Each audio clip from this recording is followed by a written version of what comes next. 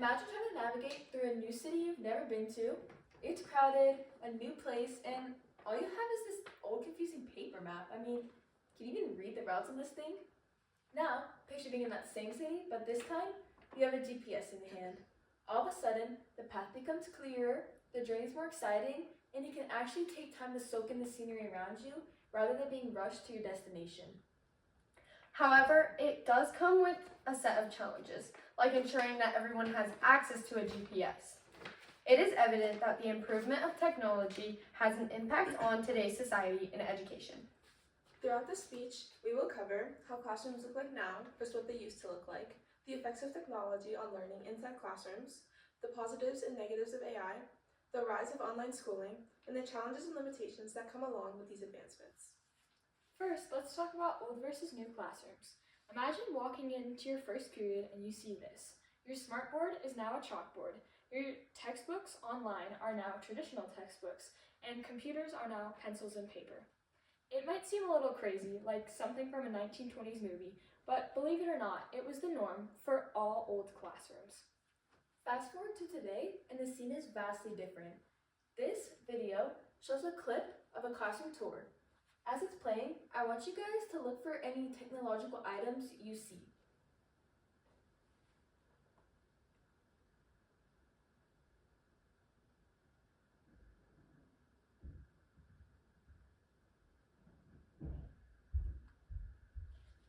So, Lily, what did you see? I saw LED lights, computers, and smartboards.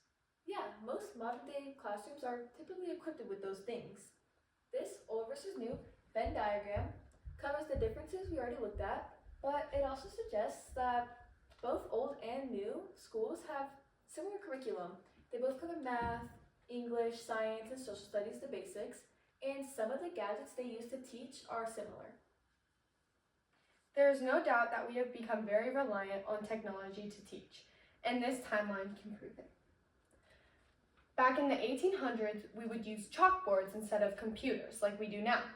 A couple hundred years later, we have Scantron tests that are on paper, but this timeline has no difference to what we use now.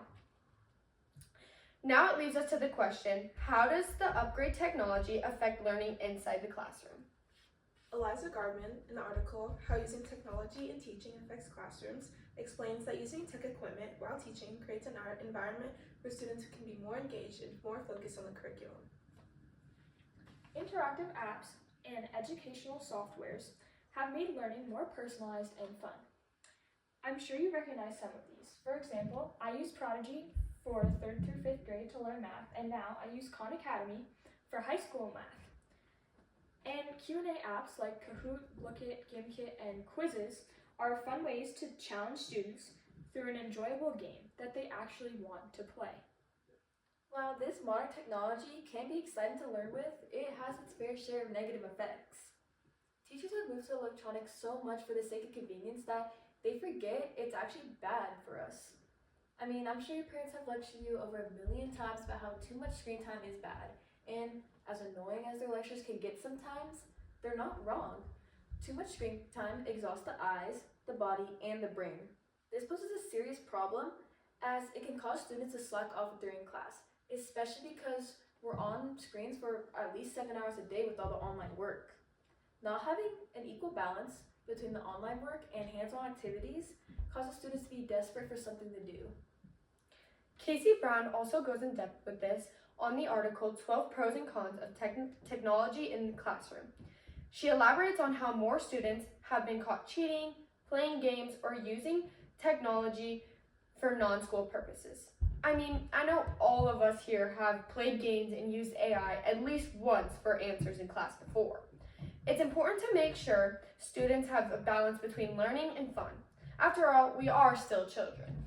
Looking into the technology on a deeper level, it has an aspect of artificial intelligence, which is also very prevalent in classrooms today. While technology may have a multitude of negatives, it has its fair share of benefits, such as tutoring systems to provide additional support, apps like Scantron to automatically grade multiple choice tests, and automated tasks like scheduling, attendance, and self-maintenance. However, it has become more and more common for students to use AI on assignments. And while it is helpful for brainstorming or thinking of new words and phrases, it does also kill students' creativity. For example, using AI to write entire paragraphs and essays has some negative effects. As Rodolfo Delago explains, as the founder and CEO of Replay Listings, he conducted an experiment using AI. He wrote a paper and put it into ChatGPT, and it was amazing how seamless and grammatically perfect the paper was, but it lacked that human characteristic that most writing has. With this in mind, I want you guys to try and distinguish which paragraph was written by AI and which was written by a student. The prompt was, "What is your favorite color?" Here's the first response. If I could choose a favorite color, it would be blue, a shade that lingers between the soft and lush of dawn and the deep breath of the night. It's the color of wide skies, endless and open, stretching beyond what the eye can grasp. It carries with a quiet kind of freedom, a peace that wraps around you like the evening breeze. In its depth, there is space to think, to breathe, to simply be. It's a color that speaks without words, a kind of silence that stretches, boundless and serene. That was the first response, and here's the second one. My favorite color is green, not the green you picture when you think of a gross monster or the vegetables you avoid on your dinner plate, but the green that resembles nature. The green that reminds you of trees and those mountain hikes over the summer break. Or the stems that allow flowers to bloom into their full form. The green that screams, "Go," or "Do your best." The green is the color that surrounds our daily life, so it's nice to take the time to absorb its beauty in every once in a while. So take a second to think which one was AI generated and which one was handwritten. Julia, which one do you think was AI generated? Well, while the first one was really good, it was almost too good. It kind of sounded unnatural, so I think that one was written by AI. You're correct. While you may think AI responses sound better and more professional, it lacks personal connection to make the piece emotional and human sounding. And with advancements to artificial intelligence, it's not just writing that it can replicate, but art as well. For example, this is an app that shows you any picture you want. It can start off with things really basic as just a jungle, or you can go to things that are really specific, like a monkey dancing on a balloon, and it'll make it for you. These are some images of a beach scene. One of them was painted by a student, and the other three were AI generated. Can you guess which is the student? If you guessed option A was painted by a student, you'd be correct. While sure the other three are beautiful, they don't have the emotions that were put in as the painter was making the piece. This is a big threat onto the art industry, as it's really important for humans to learn art because of the benefits it provides. To prove this, I'm going to pass out note cards to my friends here. I will give them 15 seconds to draw anything they'd like, and once the 15 seconds is up, I will ask them what they drew and how it made them feel.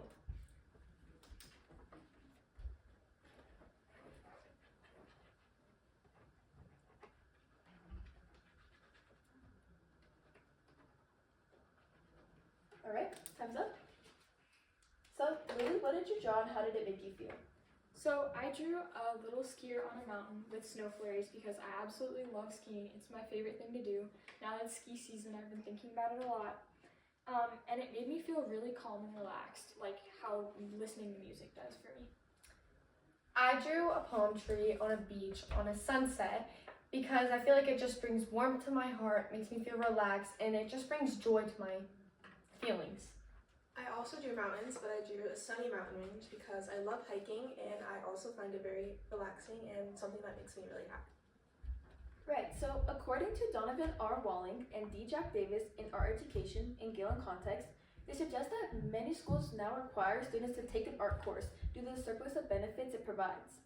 Art instruction helps children with development of creative thinking, motor skills, decision-making, risk-taking, and attentiveness. It also boosts critical thinking, teaching students to take their time, be careful, and be thorough when observing the world around them. The increased uses of AI is having more of a negative effect than a positive effect, as it takes away the valuable life lessons students need to learn when they're young. These same issues have come up as online schooling has become more and more popular. as shown in this graph, which demonstrates the amount of individuals enrolled in online school over time, the highest percentage being during 2020 to 2022 during the COVID-19 pandemic. I'm sure all students our age can agree that it was so hard staring at a screen for hours on end during the pandemic. However, at the same time, online school also has made it so we could learn from anywhere at any time, which explains this increase in online schooling, as it is perfect for those who have complex schedules and travel often. But not everyone has access to this technology. Not everyone has access to computers or being able to attend public schools. And some people that are in extreme poverty definitely don't have access. There are several other problems that come with technology. For starters, we've already talked about how technology kills students' creativity, and it can be a huge disruption. For example, schools have put in structures and strict rules that minimize interferences, like having GoGuardian on or having phone pockets. Also, another example is think back to the time when Schoology was down. Could we really do anything? The answer is no. Teachers don't have anything planned without technology. So the reliance was so high that all the students could do was sit there and wait for it to turn back on. This was really unproductive and took away valuable learning time. So now when you think of violence, what's the first thing that comes to mind, Anaya? Probably just like a fist fight. Yeah, I'm sure you thought of a physical fight, but it's important to consider the violence technology causes. Laura Escalone, in What's One Negative Effect Technology Has on Education, cyberbullying is a huge problem with few solutions. And while people can give anti-cyberbullying seminars, do they really change anything? Do bullies reconsider their actions and just stop, or do they continue to torment their victims? Along with that, what about social interactions in general? According to Arumi Adimo in 10 Negative Effects of Technology on Education and Individual Well-Being, it explains how technology and the usage of computers makes almost all work individual. Children's social skills will take a hit because at a younger age, they don't learn how to properly interact with those around them. We know more than anyone that interaction is a key after the COVID-19 pandemic, when we had to stay at home and could not interact with our friends. All of these challenges come with the growing usage of technology in schools, and while it does make things quite a bit more convenient, accessing the internet and all our assignments on one device, it is crucial to look at the issues that are presented with and make sure the negatives don't outweigh the positives. So, in conclusion, technology has transformed education just like how a GPS has completely made these paper maps useless. It just as a GPS guides us accurately and offers alternative routes, technology in education provides innovative and flexible tools that enhance the learning experience. It allows education to be more personalized, accessible, and tailor the needs of each student. Just as we can no longer imagine trying to navigate a new city without a GPS, it's hard to envision how our school would look like without the integration of technology. As we move forward, embracing these technological advancements will be the key to unlocking the full potential of education. Thank you.